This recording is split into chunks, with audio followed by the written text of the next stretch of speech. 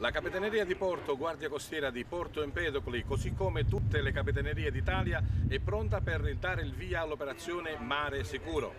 Per tutta la stagione estiva gli uomini della Guardia Costiera vigileranno in mare e in spiaggia per assicurare ai bagnanti e ai diportisti di trascorrere un'ottima estate.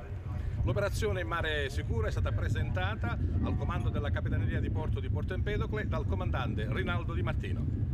Dal prossimo fine settimana, ci vedrà impegnati in questa operazione di pattugliamento, di vigilanza e di prevenzione di tutto quello che può essere l'attività turistico-ricreativa sulle spiagge, anche sul demanio in generale, l'attività di vigilanza sulla pesca, la vigilanza sull'ambiente marino e tutto quello che concerne, voglio dire, la stagione estiva, quindi il normale svolgimento delle attività balneari. Allora, l'attività si articolerà con delle squadre che usciranno di mattina e la sera, e il pomeriggio, con sia terrestre, quindi a terra, piedati, che con dei mezzi nautici. Ci saranno due gommoni, uno in direzione ovest e l'altro in direzione est, dalla Capitaneria di Porto, e vigileranno sul normale svolgimento dell'attività balneare. L'unica particolarità quest'anno che è da evidenziare è l'uniformità di queste limitazioni.